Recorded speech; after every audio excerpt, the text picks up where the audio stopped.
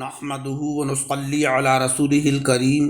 اما بعد فاعوذ بالله من الشيطان الرجيم بسم الله الرحمن الرحيم الذين يأكلون الربا لا يقومون إلا كما يقوم الذي يتخبطه الشيطان من المس ذلك بأنهم قالوا إنما البيع مثل الربا وأحل الله البيع وحرم الربا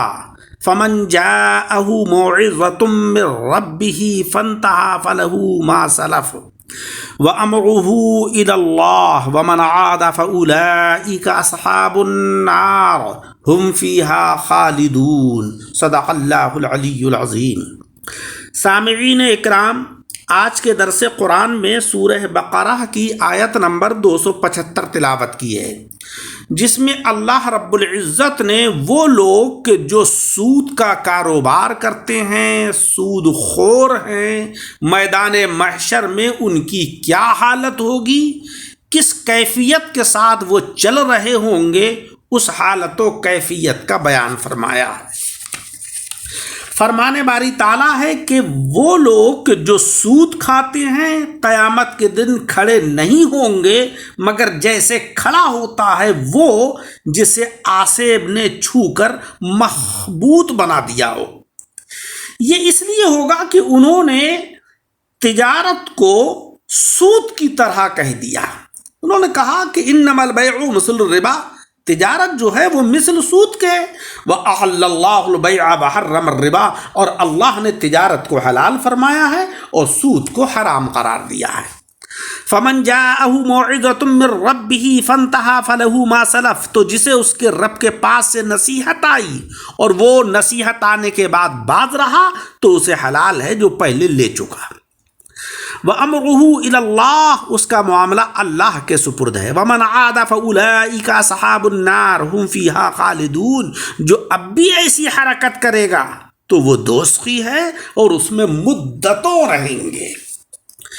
اس آیت کا مطلب یہ ہے کہ جو لوگ سود لیتے ہیں ان کی پہچان قیامت میں یہ ہوگی کہ اس دن مردے اپنی قبروں سے اٹھ کر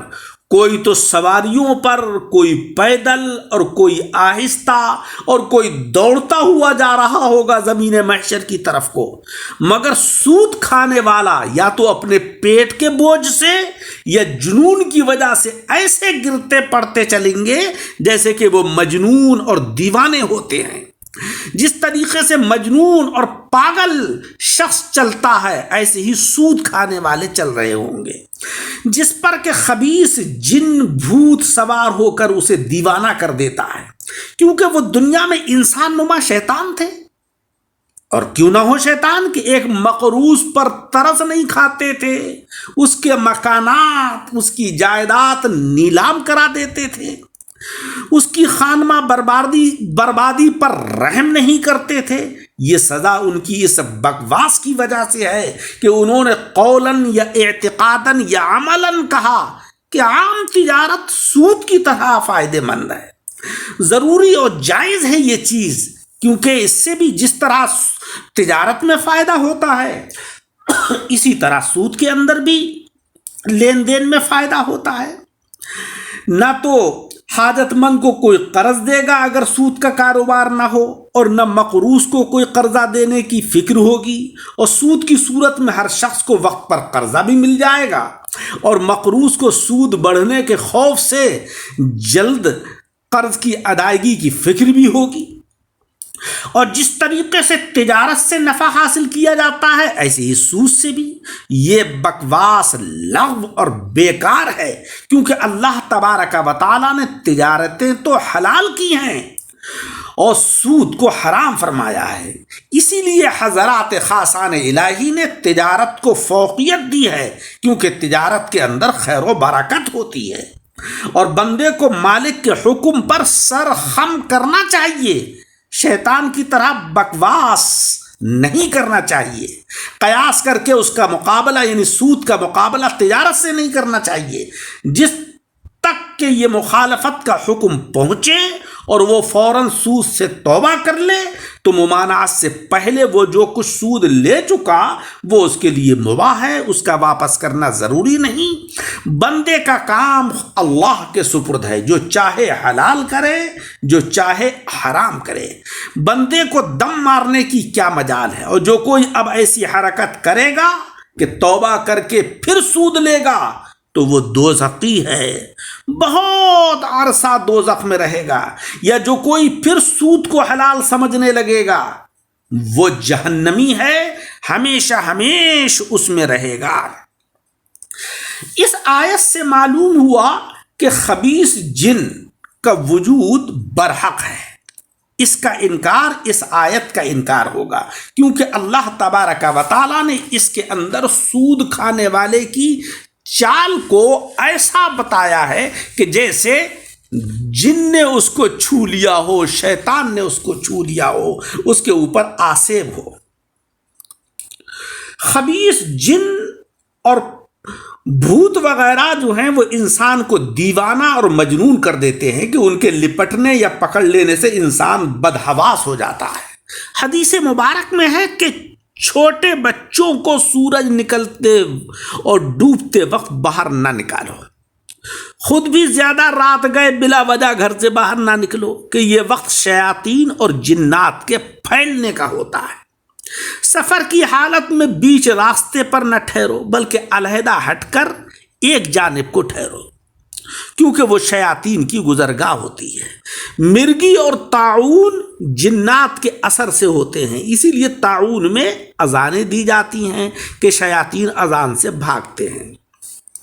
ہر بچے کو بوقت پیدائش شیطان اس کی کوکھ میں مارتا ہے جس سے کہ وہ روتا ہے، سوائے حضرت عیسیٰ اور حضرت مریم کے۔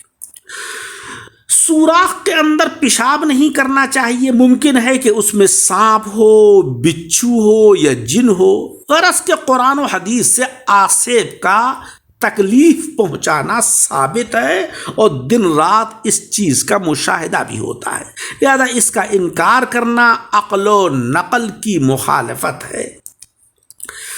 اس آیت سے معلوم ہوا کہ سود لینا گناہ کبیرہ اور حرام قطعی ہے، کہ لینے والا فاسق اور حلال جاننے والا ایمان سے خارج ہے، کیونکہ خالدون کی تفسیر سے یہی معلوم ہوا۔ سود لینے کی سزا کبیرہ گناہوں سے بھی بڑھ کر ہے۔ قیامت میں منکرین اسلام بھی قبروں سے اٹھ کر آسانی سے چلتے ہوئے نظر آئیں گے، مگر سود کھانے والے کو چلنا پھرنا بھی مشکل ہوگا، اور یہی سود خور کی اس دن پہچان ہوگی، کیونکہ سود کھانے والا مجرم بھی ہے، ظالم بھی ہے، خونخوار بھی ہے، کہ گھر کے گھر تباہ اور دنیا کو برباد کرتا ہے، سب کو اجاڑ کر اپنا گھر بناتا ہے، اور مال کی طلب میں دیوانہ وار سرگرداں رہتا ہے۔ لہذا اس کے لیے یہ سزا تجویز کی گئی ہے کہ وہ دیوانوں کی طرح، پاگلوں کی طرح، یا ایسا کہ جیسے شیطان نے اس کو چھو لیا ہے، وہ مجنون اور پاگل ہو گیا ہے، اس حالت میں وہ میدان محشر کی طرف کو لڑکتا پڑکتا جا رہا ہوگا۔ تفسیر کبیر میں فرمایا گیا ہے کہ یا تو سود کھانے والا واقعی اس دن دیوانہ ہوگا، جیسا کہ اس آیت کے اندر تشبیہ سے معلوم ہوا، یا اس کا پیٹ اتنا بڑا ہوگا کہ جس کے بوجھ سے گرتا پڑتا چلے گا، جیسا کہ حدیث معراج میں ہے کہ حضور صلی اللہ علیہ وسلم نے سود کھانے والوں کے پیٹ بڑی کوٹھریوں کی طرح دیکھے، جس سے کہ وہ گرتے پڑتے ہیں، گویا اس دن ان کی اس حوث کا ظہور ہوگا جو انہیں دنیا میں تھی، یا جنون مال کا اظہار ہوگا جس میں کہ وہ مبتلا تھے۔ اللہ تبارک و تعالی ہمیں سود لینے سے، سود کا کاروبار کرنے سے، سود کی رقم کھانے سے محفوظ فرمائے، آمین بجاہ النبی الکریم۔ درس کو سن کر احباب کے ساتھ شیئر کریں، اور ہمارے یوٹیوب چینل دعوت حق درس قرآن کو جن حضرات نے ابھی تک سبسکرائب نہیں کیا ہے وہ سبسکرائب فرما لیں، تاکہ دین کا یہ پیغام، دین کی یہ دعوت ان تک پہنچتی رہے۔